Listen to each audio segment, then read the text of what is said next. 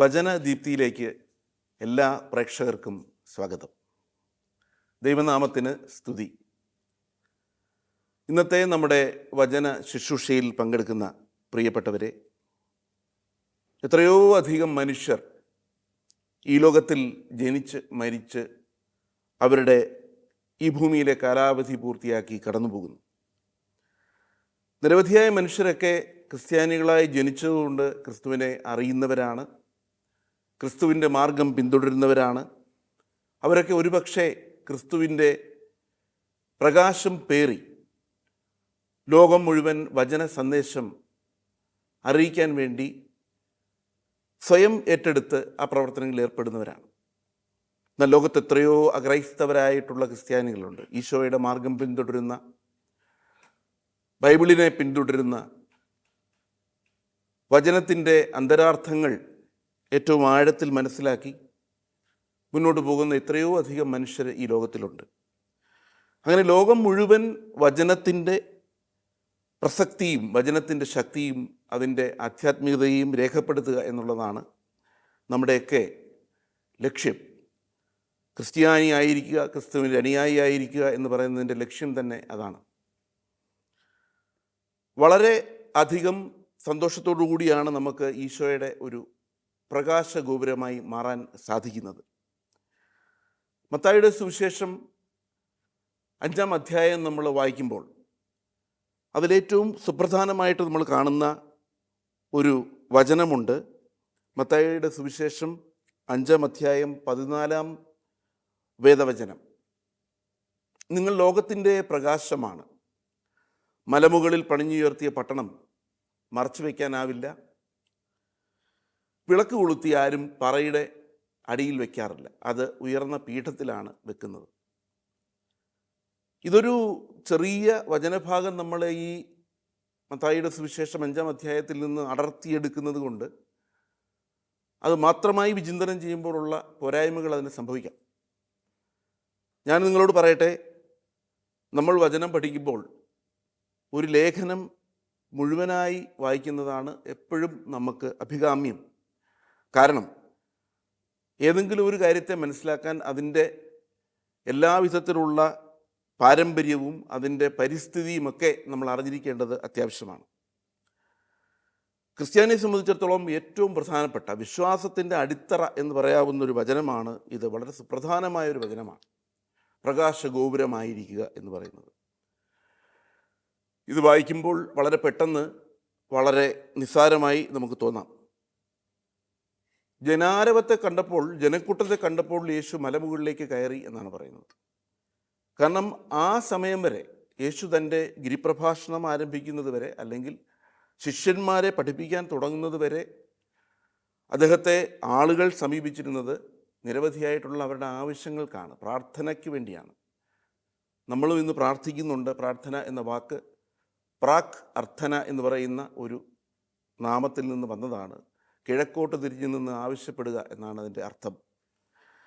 അങ്ങനെ നമ്മളെല്ലാം ചോദിക്കാനായിട്ടാണ് ഈശോയുടെ പിന്നാലെ ജനക്കൂട്ടം ഓടിച്ചെന്നത്. കാരണം ഇവനെ കൊണ്ട് അത്ഭുതങ്ങൾ പ്രവർത്തിക്കാൻ കഴിയും, ഇവന് രോഗശാന്തി നൽകാൻ കഴിയും, ഇവന് മരിച്ചവരെ ഉയർപ്പിക്കാൻ കഴിയും. അങ്ങനെ ഒരു പറ്റം ജനങ്ങൾ ഈശോയുടെ പുറകെ കൂടിയപ്പോൾ അദ്ദേഹം അവരുടെ ഇടയ്ക്ക് നിന്ന് തൻ്റെ ശിഷ്യന്മാരെ പഠിപ്പിക്കാൻ വേണ്ടി, അവർ ഈശോയെ ഗുരു എന്നാണ് വിളിക്കുന്നത്. ലോകം കണ്ട ഏറ്റവും വലിയ ഗുരുനാഥനാണ് യേശു ക്രിസ്തു എന്നുകൂടി ഈ അവസരത്തിൽ സൂചിപ്പിക്കട്ടെ. മലമുകളിലേക്ക് ചെന്ന കർത്താവ് അവരോട് നിരവധി കാര്യങ്ങൾ പറഞ്ഞു കൊടുത്തു, അവരെ പഠിപ്പിച്ചു. കാരണം അവരാണ് ഇനി ലോകത്തിൽ നടന്ന് ലോകം മുഴുവൻ ഈശോയുടെ അഭിപ്രായങ്ങൾ എന്ന് പറഞ്ഞു കഴിഞ്ഞാൽ ദർശനം, ഈശോയുടെ ദർശനം ലോകത്തിന് കൊടുക്കേണ്ടത്. തൻ്റെ പിതാവിലൂടെ ഈ ലോകത്തിന് രക്ഷ നേടാൻ വേണ്ടി ലോകത്തിലെ പാപക്കറ മായ്ച്ചുകൊണ്ട് ലോകത്തെ മുഴുവൻ ഒരു സ്വർഗീയ ഭവനമാക്കി മാറ്റാൻ വേണ്ടി തൻ്റെ ശിഷ്യന്മാരെ തയ്യാറെടുക്കുന്ന വലിയൊരു പ്രവർത്തനത്തിൽ ഏർപ്പെടുകയായിരുന്നു ഈശോ. അപ്പോഴാണ് അവരോട് പറയുന്നത്, നിങ്ങളെല്ലാം ഒരു പ്രകാശഗോപുരങ്ങളായി മാറണം. ഇന്ന് നമ്മൾ ജീവിക്കുന്ന ഒരു സാമൂഹ്യ വ്യവസ്ഥിതിയിൽ മനുഷ്യർക്ക് എങ്ങനെയാണ് പ്രകാശഗോപുരങ്ങളായി മാറാൻ കഴിയുന്നത് എന്ന് നമ്മൾ വിചിന്തനം ചെയ്യണം. നിങ്ങൾ ലോകത്തിൻ്റെ പ്രകാശമാണ്. ഓരോ ക്രിസ്ത്യാനിയും ഓരോ പ്രഭാഷകനും ഓരോ പ്രവാചകനും ഓരോ വചനം ഘോഷിക്കുന്നവരും ലോകത്തിൻ്റെ പ്രകാശ ഗോപുരങ്ങളാണ്. എന്താണ് പ്രകാശ ഗോപുരത്തിൻ്റെ പ്രത്യേകത? നമുക്കറിയാം, നമ്മുടെ എല്ലാം കടൽ തീരങ്ങളിലൂടെ ധാരാളമായിട്ടുള്ള ലൈറ്റ് ഹൗസുകളുണ്ട്. ഈ ലൈറ്റ് ഹൗസുകൾ എല്ലാം കപ്പലുകളെ, വളരെ ദൂരെ കൂടെ പോകുന്ന, കടലിലൂടെ പോകുന്ന, ദിശ അറിയാതെ പോകുന്ന കപ്പലുകളെ ദിശാബോധത്തോടുകൂടി കരയിലേക്ക് കൊണ്ടുവരാൻ ഉതകുന്ന പ്രകാശ ഗോപുരങ്ങളാണ്. ഈ ലോകത്ത് വഴിയറിയാതെ, ഒരു ദർശനമില്ലാതെ വിഷമിച്ച് നടക്കുന്ന മനുഷ്യർക്കൊക്കെ ദിശാബോധം നൽകുന്നവനാവണം ഓരോ ക്രിസ്ത്യാനിയും എന്നാണ് ഈശോയുടെ ഈ തിരുവചനം നമ്മൾ വായിക്കുമ്പോൾ നമുക്ക് മനസ്സിലാകുന്നത്. നിങ്ങളെല്ലാം പ്രകാശ ഗോപുരങ്ങളാണ്. ഈ പ്രകാശ ഗോപുരമായിരിക്കാൻ വേണ്ടി എന്ത് ചെയ്യണം എന്നുള്ളതാണ് നമ്മുടെ വചനം വിചിന്തനം ചെയ്യുമ്പോൾ നമ്മൾ ആധികാരികമായി ആലോചിക്കേണ്ടത്. ഈ വചനം പ്രാവർത്തികമാക്കാൻ ഇന്ന് നമ്മൾ ജീവിക്കുന്ന സാഹചര്യത്തിൽ എന്ത് ചെയ്യണം, എങ്ങനെയാണ് ഞാൻ ഈ ഒരു വചനത്തെ എന്നിലൂടെ എൻ്റെ സാഹചര്യങ്ങളിൽ സാധ്യമാക്കുക എന്നതിനെക്കുറിച്ച് ചിന്തിക്കുമ്പോൾ 3-4 കാര്യങ്ങൾ നമ്മൾക്ക് ചെയ്യാൻ പറ്റും. അല്ലെങ്കിൽ നമുക്ക് മുന്നാലെ പോയി വചനം മനസ്സിലാക്കി, ഈശോയെ മനസ്സിലാക്കി, ലോകത്തിൻ്റെ വെളിച്ചമായി മാറിയ പല പല മഹാത്മാക്കളെയും നമുക്ക് കണ്ടുകൊണ്ട് അവരുടെ പാതകളെ നമുക്ക് ഒരു മാതൃകയാക്കിക്കൊണ്ട് അതേ തരത്തിൽ നമ്മളാൽ കഴിയുന്ന രീതിയിലുള്ള പ്രകാശ ഗോപുരങ്ങളായി മാറാനും, ഓരോ മനുഷ്യർക്കും, ഈ ഭൂമിയിൽ നിരവധിയായ പ്രശ്നങ്ങൾ കൊണ്ട് ഉഴലുന്ന ഓരോ മനുഷ്യർക്കും കൃത്യമായ ദിശാബോധം തെളിച്ചു കൊടുക്കാനും ഈ വചനഭാഗം നമുക്ക് കൃത്യമായ സന്ദേശം നൽകുന്നുണ്ട്. അതിന് തുടർച്ചയായിട്ട് പറയുന്നു, മലമുകളിൽ പടുത്തുയർത്തിയ പട്ടണത്തെ മറച്ചു വയ്ക്കാൻ കഴിയില്ല. നമുക്കൊക്കെ അറിയാം, ലോകം മുഴുവനും നമ്മൾ ഓരോ കെട്ടിടങ്ങൾ പണിയുമ്പോൾ, നമ്മൾ ഓരോ വലിയ വലിയ ഹർമ്മ്യങ്ങൾ പണിയുമ്പോൾ, പണ്ടൊക്കെ പലതും ഒരു നില കെട്ടിടങ്ങളായിരുന്നു. ഇപ്പോഴാണ് വലിയ അമ്പരചുംബിയായ വലിയ കെട്ടിടങ്ങൾ ഉണ്ടാവാൻ തുടങ്ങിയത്. അന്നൊക്കെ ഈ കെട്ടിടങ്ങൾ ഉണ്ടാക്കുമ്പോൾ ഏറ്റവും ഉയർന്ന സ്ഥലത്താണ് ഈ കെട്ടിടങ്ങൾ വയ്ക്കുക. കാരണം ഒരു കുഴിയിൽ കൊണ്ടുവന്ന് വെച്ചാൽ, സമതലത്തിൽ വെച്ചാൽ ഈ കെട്ടിടം ആരും കാണില്ല. അപ്പോൾ മലമുകളിലാണ് നമ്മൾ നമ്മുടെ കോട്ട, വിശ്വാസത്തിൻ്റെ കോട്ട പണിയേണ്ടത്. നമ്മളുടെ ഏറ്റവും ഉത്കൃഷ്ടമായിട്ടുള്ള വിശ്വാസ സംഹിതയുടെ, വിശ്വാസ ദൃഢതയുടെ മുകളിലാവണം നമ്മൾ ഈ കോട്ട പണിയേണ്ടത് എന്ന് അത് അർത്ഥമാക്കുന്നുണ്ട്. വിളക്ക് കൊളുത്തി ആരും പറയുടെ കീഴിൽ വയ്ക്കാറില്ല. പ്രകാശം ചൊരിയുന്ന ഒരു ഗോപുരമായി നിങ്ങൾ മാറുകയാണെങ്കിൽ, പ്രകാശം ചൊരിയുന്നൊരു വിളക്കായി നമ്മൾ മാറുകയാണെന്നുണ്ടെങ്കിൽ ഒരിക്കലും നമുക്ക് ഒളിച്ചു നിൽക്കാൻ പറ്റില്ല. എവിടെ നിന്നാലും അവരെ ശ്രദ്ധിക്കപ്പെടും. ഈ ഒരു വചനം മനസ്സിലാക്കിയ ഒരു മനുഷ്യനെ ഒരു സമൂഹത്തിൽ നമുക്ക് പെട്ടെന്ന് തിരിച്ചറിയാൻ പറ്റും. അയാളിൽ നിന്നൊരു പ്രത്യേക പ്രഭ, ഒരു പ്രകാശം, ഈശോയുടെ ആ ഒരു സ്നേഹം എന്ന് പറയുന്നത് പ്രവഹിക്കുന്നതായിട്ട് നമുക്ക് തിരിച്ചറിയാൻ പറ്റും. എങ്ങനെയൊക്കെയാണ് മനുഷ്യർ ഈ ഒരു വചനഭാഗത്തെ തങ്ങളുടേതാക്കി മാറ്റിയിട്ടുള്ളത്? പ്രാക്ടീസ് കൈൻഡ്നെസ് എന്ന് പറയുന്നതാണ്. ദയ എന്ന് പറയുന്നത് നമ്മൾ പ്രചരിപ്പിക്കുക. നമുക്കറിയാം, ഫാദർ ഡാമിയൻ്റെ കഥ നമ്മൾ കേട്ടിട്ടുണ്ട്. ഒരു യഥാർത്ഥ ക്രിസ്ത്യാനിയായിരുന്ന ഫാദർ ഡാമിയൻ ഒരു പുരോഹിതനാവുന്നതിന് മുമ്പ് തന്നെ മൊറോക്കോ ദ്വീപിലേക്ക് കുഷ്ഠരോഗികളെ ശുശ്രൂഷിക്കാനായി പോയ മനുഷ്യനാണ്. തൻ്റെ 33-ാമത്തെ വയസ്സിൽ ഡീക്കനായിരിക്കെ തന്നെ അദ്ദേഹത്തിന് നഷ്ടപ്പെട്ട, മൊറോക്കോ ദ്വീപിലേക്ക് കുഷ്ഠരോഗികളെ പരിചരിക്കാൻ പോകുന്നൊരവസരം നഷ്ടപ്പെട്ട, അതിൽ വിഷമിച്ചിരുന്ന ആളിന് തൻ്റെ ജ്യേഷ്ഠ സഹോദരനായിട്ടുള്ള പുരോഹിതന് പോകാനുള്ള വിലക്കുകൾ വന്നപ്പോൾ, അസുഖം ബാധിച്ചപ്പോൾ കിട്ടിയ അവസരം ഉപയോഗിച്ച് മൊറോക്കോ ദ്വീപിലേക്ക് പോയി. അന്നത്തെ കാലത്ത് മൊറോക്കോ ദ്വീപിലേക്ക് പോകുന്നവർക്കാർക്കും തിരിച്ചു വരാൻ കഴിയില്ല. അങ്ങോട്ട് പോകുന്നവർ പിന്നെ ആ ദ്വീപിൽ തന്നെ ജീവിച്ച് മരിക്കുകയാണ് വേണ്ടത്. ഫാദർ ഡാമിയൻ 33-ാമത്തെ വയസ്സിൽ അവിടെ ചെന്ന് അവിടെ ഉണ്ടായിരുന്ന കുഷ്ഠരോഗികളെ മുഴുവൻ പരിചരിച്ച് ആ ദ്വീപിൻ്റെ ഹവായി എന്ന് പറയുന്ന വലിയൊരു പ്രദേശത്തിൻ്റെ പ്രകാശ ഗോപുരമായിട്ട് മാറി. അധികം താമസിയാതെ തന്നെ അദ്ദേഹത്തിന് കുഷ്ഠരോഗം പിടിപെടുകയും അദ്ദേഹത്തിന് അറിയാമായിരുന്നു തനിക്ക് കുഷ്ഠരോഗം പിടിപെടും. ഞാൻ ഈ കുഷ്ഠരോഗം വന്ന് ഇവരുടെ കൂടെ മരിച്ചു പോകും എന്ന് അറിയാമായിരുന്നിട്ട് പോലും അവിടേക്ക് പോയപ്പോൾ പിതാക്കന്മാരൊക്കെ, ബിഷപ്പുമാരൊക്കെ അദ്ദേഹത്തോട് ഇത് സൂചിപ്പിച്ചപ്പോൾ അദ്ദേഹം പറഞ്ഞത്, ഇതിൽ കൂടുതൽ എനിക്ക് എൻ്റെ ഈശോയ്ക്ക് വേണ്ടി എന്താണ് ചെയ്യാനുള്ളത്? ഞാൻ എൻ്റെ ഈശോയ്ക്ക് വേണ്ടി എൻ്റെ ജീവൻ കൊടുത്തില്ലെങ്കിൽ പിന്നെന്താണ് എനിക്ക് ഈ ഭൂമിയിൽ കൊടുക്കാൻ കഴിയുന്നത് എന്ന് പറഞ്ഞുകൊണ്ട് തൻ്റെ ജീവനെ പോലും തൃണവൽക്കരിച്ചുകൊണ്ട് ആ ദ്വീപിലേക്ക് പോയി അവിടുത്തെ കുഷ്ഠരോഗികൾക്ക് താങ്ങും തണലുമായ സാന്ത്വനമായി മാറിയ ഫാദർ ഡാമിയനെ നമ്മൾ കാണുന്നുണ്ട്. എന്തിനേറെ ദൂരം നമ്മൾ പോകണം? മദർ തെരേസ ഇന്ത്യയിൽ വന്ന് അശരണർക്ക് വേണ്ടി കഷ്ടപ്പെട്ട ഒരു വിദേശ വനിതയാണ്. മദർ തെരേസയ്ക്ക് ഇവിടെ വന്ന് ഈ ആൾക്കാരെ ശുശ്രൂഷിക്കേണ്ട ഒരു കാര്യവുമില്ല. പക്ഷെ തനിക്ക് ഏറ്റവും ഉചിതമായ ഒരു സ്ഥലത്തേക്ക് എത്തുകയും അവിടെ വന്ന് പാവപ്പെട്ട വളരെയധികം രോഗികളായിട്ടുള്ള മനുഷ്യരെ ചികിത്സിക്കുകയും അവർക്ക് വേണ്ടി പണം പോലും ഇല്ലാത്ത കാലത്ത് വീടുകൾ തോറും നടന്ന് പണം പിരിച്ച് അവരുടെ കാര്യങ്ങൾ നോക്കുകയും ചെയ്ത ഒരു മഹാപുണ്യവതിയാണ്. പല വീടുകളിൽ ചെല്ലുമ്പോൾ അവരൊക്കെ മദർ തെരേസയുടെ കൂപ്പിയ കൈകളിലേക്ക് അവർക്ക് വേണ്ടി ദാനം ചോദിക്കാൻ ചെല്ലുമ്പോൾ ആ കൈകളിലേക്ക് തുപ്പുമായിരുന്നു. മദർ തെരേസ അവരോട് പറഞ്ഞത്, എനിക്ക് വേണ്ടത് കിട്ടി, ഇനി എനിക്ക് എൻ്റെ മക്കൾക്കുള്ളത് താ എന്നാണ്. എത്രത്തോളം ഒരു പ്രകാശ ഗോപുരത്തിന് തൻ്റെ ഈശോയുടെ ആ ഒരു പ്രതിബിംബത്തെ പ്രതിഫലിപ്പിക്കാൻ പറ്റുമെന്ന് ആ വലിയ ഒരു സാക്ഷ്യം നമ്മളെ മുൻനിർത്തുന്നു. രണ്ടാമത്തത് share your talents and skills എന്ന് പറയുന്നതാണ്. അപ്പോൾ ആദ്യത്തേത് ഞാൻ പറഞ്ഞു, പ്രാക്ടീസ് കൈൻഡ്നെസ്, ദയ. എല്ലാവരോടും ദയുള്ളവരായിരിക്കുക എന്നുള്ളതാണ് ഒരു ക്രിസ്ത്യാനിയുടെ ലക്ഷണം. നമുക്ക് നമ്മുടെ ചുറ്റുമുള്ള മനുഷ്യരോട് ദയാപൂർവം പെരുമാറാൻ പറ്റുന്നില്ലെങ്കിൽ നമുക്ക് ക്രിസ്ത്യാനി എന്നുള്ള വിളിപ്പേരിന് യാതൊരുവിധ അർഹതയുമില്ല. അപ്പോൾ ആദ്യത്തെ ഒരു കർത്തവ്യം ഈ ഒരു വചനഭാഗത്തു നിന്ന് നമുക്ക് കിട്ടുന്നത് നമുക്ക് ചുറ്റുമുള്ളവരോട് ദയയുള്ളവരായിരിക്കുക, ദയാപൂർവം പെരുമാറുക എന്നുള്ളതാണ്. നമ്മൾക്ക് തന്നിരിക്കുന്ന എല്ലാ വിധത്തിലുള്ള അനുഗ്രഹങ്ങളും ആരോഗ്യവും ധനവും സമ്പത്തും സൗന്ദര്യവുമൊക്കെ നമുക്ക് ചുറ്റുമുള്ള അശരണരായിട്ടുള്ള അല്ലെങ്കിൽ ഇതൊന്നുമില്ലാത്ത മനുഷ്യർക്ക് വേണ്ടി പങ്കിട്ട് നൽകുമ്പോഴാണ് വചനഭാഗം നമുക്ക് പൂർണ്ണമായിട്ടും ഗ്രഹിച്ചു എന്ന് പറയാൻ പറ്റുന്നത്. രണ്ടാമത്തേത് ഞാൻ പറഞ്ഞതുപോലെ share your talents and skills. നിങ്ങളുടെ കഴിവുകൾ, നിങ്ങൾക്ക് എന്തൊക്കെ കഴിവുകളാണ് ഈശ്വരൻ ജന്മനാ തന്നിട്ടുള്ളത്. ഒരു മനുഷ്യനെ സംബന്ധിച്ചിടത്തോളം ജനിക്കുമ്പോൾ തന്നെ അവന് ധാരാളം കഴിവുകൾ അവൻ്റെ ജെനറ്റിക് ആയിട്ട് അവൻ്റെ ജീനിലൂടെ അവന് ലഭിക്കും.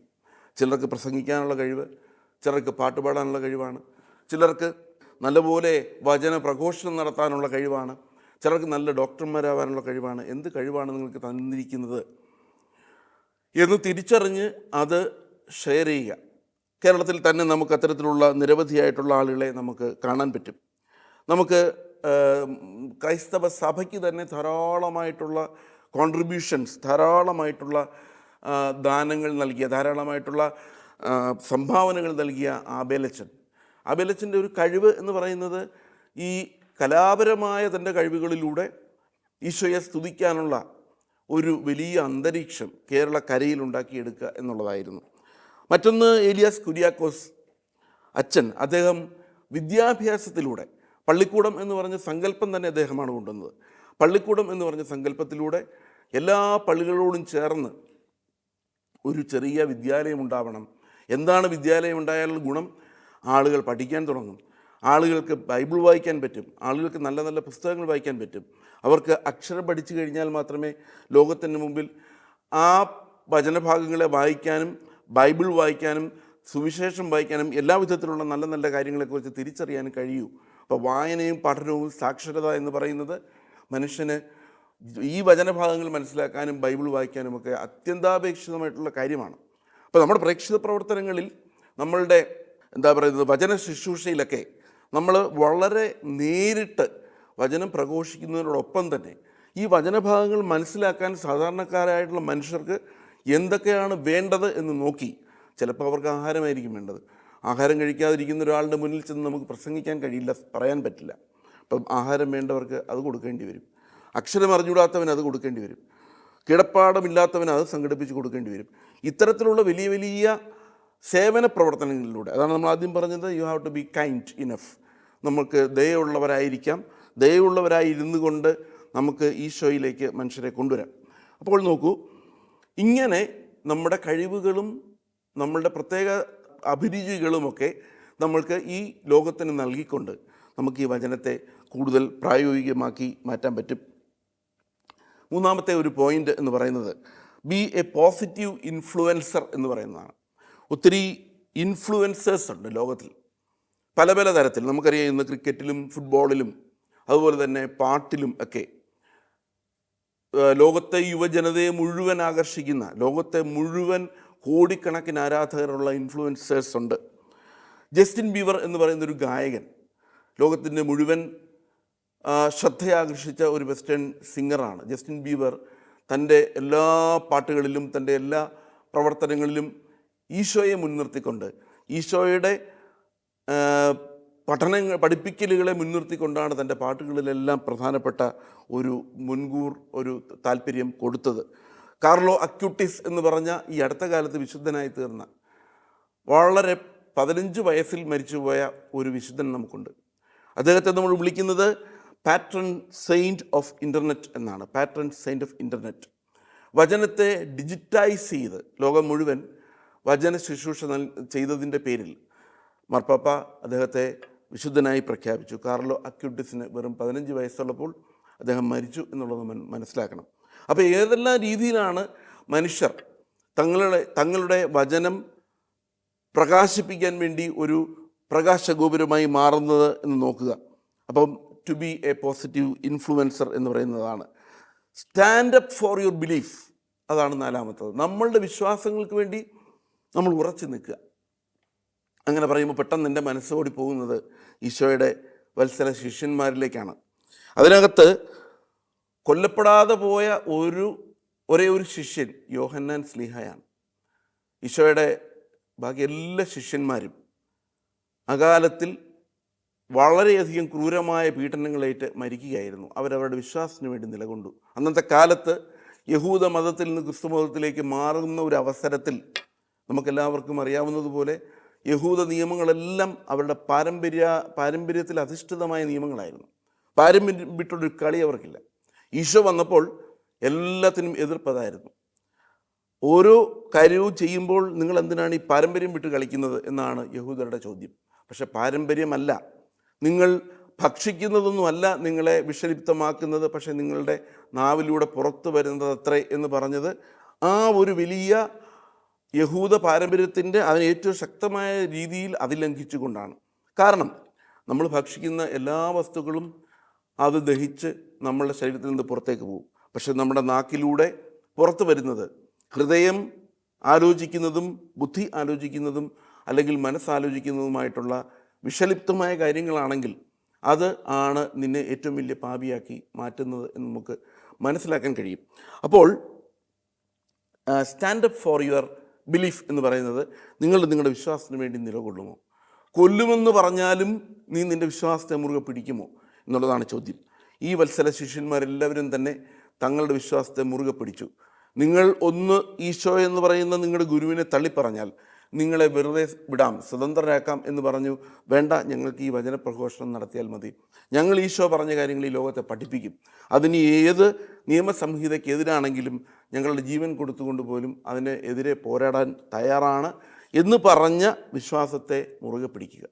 ഇന്നും നമുക്കറിയാം, ക്രിസ്തുമതം പ്രചരിപ്പിക്കപ്പെടുന്നതിനെതിരായി നിൽക്കുന്ന രാജ്യങ്ങളിൽ, പല രാജ്യങ്ങളിലും എത്രയോ അധികം മിഷണറി പ്രവർത്തകർ, എത്രയധികം സന്യസ്തർ, അത് പുരോഹിതന്മാരും സന്യസ്തരായിട്ടുള്ള കന്യാസ്ത്രീകളുമൊക്കെ പീഡിപ്പിക്കപ്പെടുന്നുണ്ട്. എത്രയോ പേര് മരിക്കുമെന്നറിയാമായിട്ടും അത്തരം സ്ഥലങ്ങളിൽ പോയിട്ട് ഈശോയുടെ തിരുവചനം അവിടെ പ്രചരിപ്പിക്കുന്നുണ്ട്. ഇതാണ് stand up for your belief എന്ന് പറയുന്നത്. Strive for excellence. അടുത്തത് നമ്മൾ 5-മതായി പറയുന്നത്, നമ്മൾ ഏറ്റവും നല്ല പെർഫോമൻസിന് വേണ്ടി, നമ്മൾ എക്സലൻസിന് വേണ്ടിയിട്ട് നമ്മൾ തയ്യാറെടുക്കുക. എക്സലൻസിന് വേണ്ടി തയ്യാറെടുക്കണമെന്നുണ്ടെങ്കിൽ നമുക്ക് ഒരു കൃത്യമായ വിശ്വാസവും ഒരു ദർശനവും വേണം. പെട്ടെന്ന് എൻ്റെ മനസ്സിലേക്ക് വരുന്നത്, ഈശോയുടെ വചനങ്ങളെ പഠിച്ചിട്ട് അതിനെ തൻ്റെ മനസ്സിൽ ഈശോ ഏറ്റവും വലിയ ഗുരുവായി ആദരിച്ചത്, നമ്മുടെ കേരളത്തിലെ തന്നെ ഏറ്റവും വലിയ ഒരു സംവിധായകനും ഗാനരചയിതാവുമായ ശ്രീകുമാരൻ തമ്പി സാറ് ഒരിക്കൽ പറഞ്ഞു, ഞാൻ കണ്ടിട്ടുള്ളതിൽ വെച്ച് ലോകത്തിലെ ഏറ്റവും വലിയ ഗുരു എന്ന് പറയുന്നത് യേശു ക്രിസ്തുവാണ്. എത്രയോ ഗുരുക്കന്മാർ ഈ ലോകത്തിലുണ്ടായിട്ടുണ്ട്. സോക്രട്ടീസ് മുതൽ, അല്ലെങ്കിൽ ആ കാലം മുതൽ ഇങ്ങോട്ട് എത്രയോ വലിയ വലിയ ചിന്തകന്മാർ, പ്ലേറ്റോ, സോക്രട്ടീസ് തുടങ്ങിയ എത്രയോ പേര്. അതിനുശേഷം യേശു ക്രിസ്തു, അവരെല്ലാം വലിയ സ്കോളേഴ്സായിരുന്നു. അവരൊക്കെ വലിയ പണ്ഡിതന്മാരായിരുന്നു.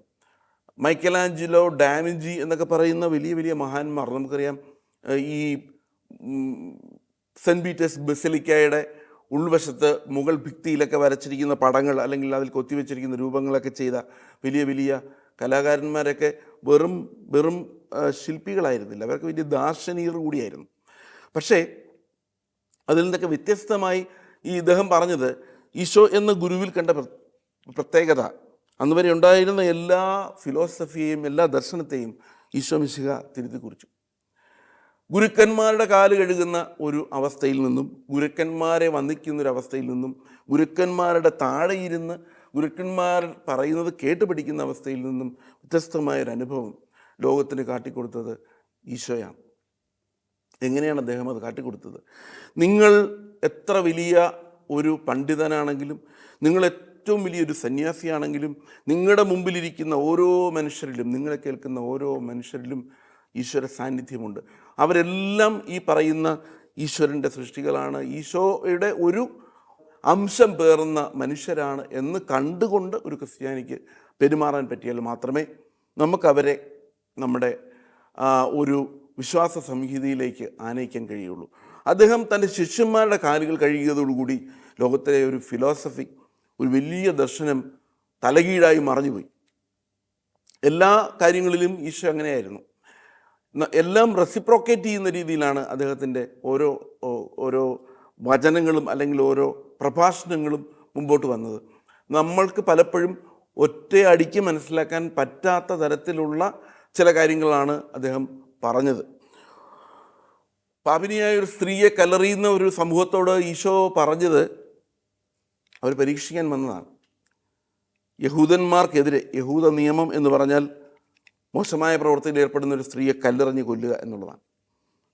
കല്ലുമായി വന്ന ഒരു പറ്റം ജനങ്ങളുടെ മുന്നിൽ ഈശോയെ പരീക്ഷിക്കുകയും ചെയ്യാം.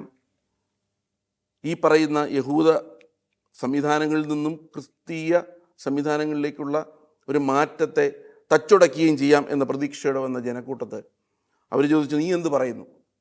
നിൻ്റെ അഭിപ്രായം എന്താണ്? യേശു ക്രിസ്തു സ്വയം നീ ഗുരുവാണെന്നാണല്ലോ വിശേഷിപ്പിക്കുന്നത്, ദൈവപുത്രനാണെന്നാണല്ലോ വിശേഷിപ്പിക്കുന്നത്. ഇതിന് സത്യമായൊരു മറുപടി പറയൂ, ഞങ്ങളെന്താണ് ഇവിടെ ചെയ്യേണ്ടത് എന്ന് ചോദിച്ചു. നിങ്ങളവിടെ കല്ലെറിയാതിരിക്കാനോ പറഞ്ഞില്ല. അങ്ങനെ എന്ത് പറഞ്ഞാലും അവരുടെ മുന്നിൽ വെച്ച് അദ്ദേഹത്തെ വിധിക്കും എന്നുള്ളത് കൃത്യമായ കാര്യമാണ്. കാരണം ഈ രണ്ട് ചോദ്യങ്ങൾക്കുമുള്ള ഏതെങ്കിലും ഉത്തരം പറഞ്ഞാൽ അത് കൃത്യമായും ഈശോയെ വിധിക്കാനുള്ള ഒരു വടിയായി അവരുടെ കൈ കിട്ടുമെന്ന് അദ്ദേഹത്തിന് അറിയാമായിരുന്നു. അതാണ് ദർശനത്തിൻ്റെ പ്രത്യേകത. അപ്പോൾ ആ ദർശനത്തിനെ തരണം ചെയ്യാൻ ഈശോ ചെയ്ത ഒറ്റയൊരു ടെക്നിക്ക് എന്ന് പറയുന്നത്, ഒറ്റയൊരു കാര്യം എന്ന് പറയുന്നത്, ദാർശനികമായൊരു മറുപടി അവർക്ക് കൊടുത്തു.